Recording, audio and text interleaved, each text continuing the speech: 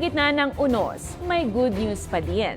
Hindi kinaligtaan ng Tabaco Animal Rescue and Adoption Group sinabantay at sinagip nga ang ilang aso na naiwan matapos masira ang bahay ng maraming residente at maiwanan ng ilan matapos maapektuhan ng Bagyong Christine. Nananatili ngayon ang mga nasagip na hayop sa covered court sa San Lorenzo, Tabaco City at nakikiusap ang grupo sa mga pet owners na huwag iwanan ang mga alagang hayop tuwing may sakuna.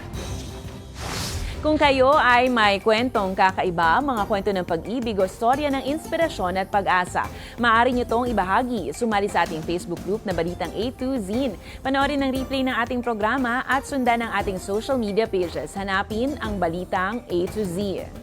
Ang ating pabaong quote of the night ay mula sa public speaker na si Cory ten Boom. Ang sabi niya, ang pananampalataya ay nakakakita ng hindi nakikita, naniniwala sa hindi kapanipaniwala at nakatatanggap ng imposible.